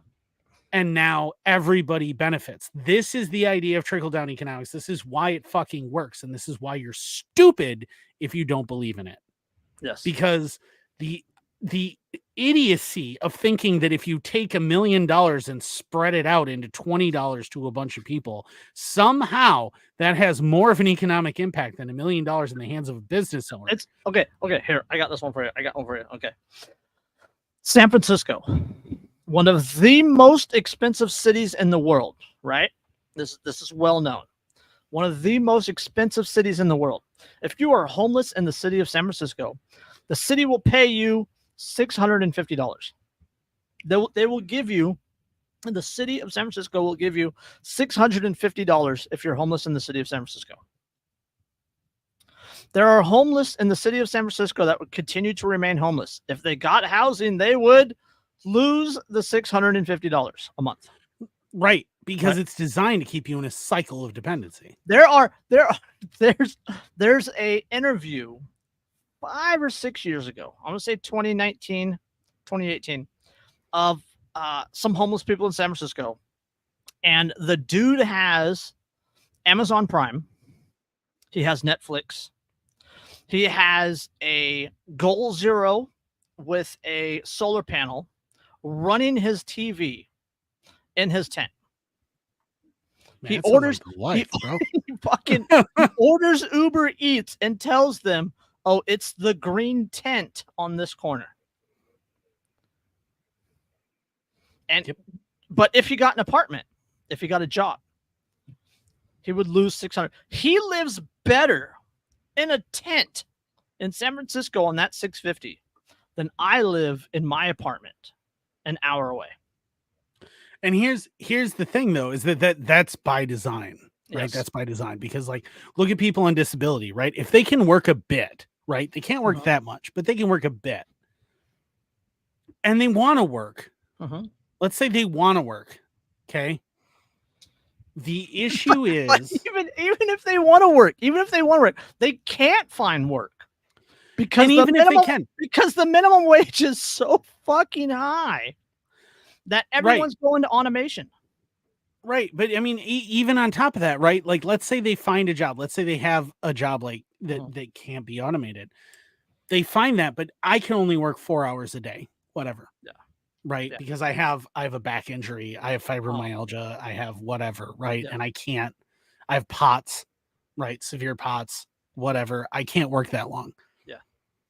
They're not allowed to. Because if they do, they will earn too much money and they will lose all of their disability, which means that they are effectively making less money than they would on disability. They're getting fewer benefits, which means suddenly they are struggling worse than if they just stay dependent on government. And this is why it's structured that way, is specifically for that reason.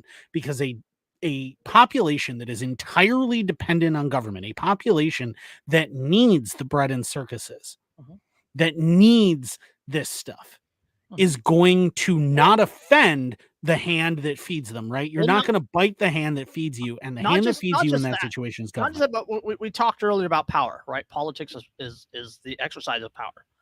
When you have an issue like homelessness, you can say, I'm going to help these people. And that people that care about the homeless go, oh God, he's going to help those people. We have to support him, right? So now you have the power and you can dictate. You can trickle down a little bit of money to the homeless and then use the rest of it over here on these projects, right? That you pay back the people that got you into office. And then people, oh, look, I helped the homeless. He helped the homeless. Now we have to reelect him. And that's how it goes again and again and again and again. And what it comes down to is like, and people get angry if you don't support this guy because he helped the homeless.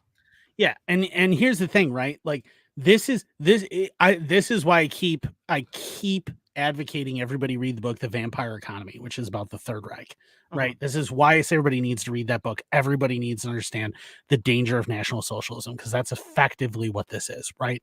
This is why they need to understand. This is why the Soviets needed a global Soviet. This is why the Nazis needed a global Third Reich. Yes. Because if they have global control, no one can call in their debts. Yes. And this is why it's a vampire economy, right? It's unsustainable, because here's what's happening is you're sucking money out of a business and you're putting it in government, which makes it smaller, right? Because the government's going to keep some of that because it's going to pay all their workers, all these other bureaucrats, all this bullshit, right? It's taking that and then it's going to hand it off to a defense contractor, right? And this is like why Keynesians go, oh, well, war is good for the economy, blah, blah, blah, which is bullshit. We all know it is, right? And this is what happens. And then it goes to these defense contractors who hire a bunch of people. And Keynesians and people who believe in fucking socialism will go, oh, well, but all these people now have money that they wouldn't otherwise have had. And I go, bullshit. They would have had that money anyway. And they would have had more, because You're making that money smaller, and then it gets down to these people, and then these people are paying who? They're paying that first company that all the money got sucked out of, right? That's who they're paying. So now that company is getting all the money that it would have had in the first fucking place back, but now it's a smaller amount of money and way slower. And all you're doing is you're slowly diminishing the amount of money that is in the economy and you're sucking it all out. This is what Newsom does with his fucking social welfare programs. This is what all of these fucking government people do with their social welfare programs is they're sucking vampirically all of the money out of the economy. And then you have fucking the current president dementia standing there going, we've never been, what am I saying? Oh yeah, we've never been stronger. Stronger is the word. Yeah, it's build back better. Yeah, we're building back better. This is what happens, right? You have these people who honestly believe that somehow social welfare programs are how you benefit the homeless. Social welfare programs are how you benefit people. And it's bullshit, because once you run money through the vampire gauntlet that is bureaucracy, that is the government, right? Once you run it through that, it becomes 1/3 or less the size of what it was when it went in there. Yeah. Well, I mean, on the flip side, right? This is my white pill for that. When the economy collapses, the homeless people will already know how to survive, and the wino soccer moms will not. Oh yeah. Yeah, those of us who have been homeless, we know where to sleep. We know where to hide. We know how to live without any support system, because we don't get a fucking support system. We live on our own, man. And we get it. And you know, there were a lot of guys when I was homeless. One, there was the majority of them, of males anyway, were veterans and combat veterans. Yeah. But this is the thing though, is like they, you know, when you try to force people who simply cannot exist in society, and the majority of homeless simply cannot exist in society, into existing in society, into societal norms, they're going to fail, because they by definition can't do that.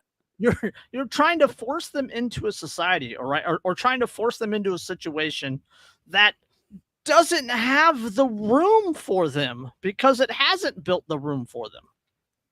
Yeah. There's even the fucking Romans. The fucking Romans had special hospitals, convalescent homes full of beautiful sculptures and gentle music playing and fountains and things for their veterans of their wars who had PTSD. Yes. 2,000 years ago, we figured out how to handle that. And we can't do it now. Nope. They have to sit on the side of the road with a sign that says, please donate. War veteran. Anything helps. God bless. Unless they have a dog in which the police shoot their dog. Yeah, and then you have these motherfuckers in lacrosse who go, well, let's just ban camping and demand that they just get out, like somehow, because it's not in my backyard, right? They don't actually care about these people. They don't actually give a shit.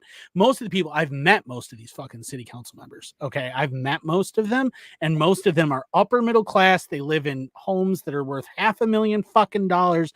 They have never struggled a day in their fucking life. They started their own businesses with $1 million loans from their fucking parents. They have never understood what it is to be an average fucking person. And these people are going, well, just as long as I don't have to look at the scuds, just shove them in the back, just not even in my periphery. If you don't support them, Andrew, that's racist and xenophobic and anti-Semitic.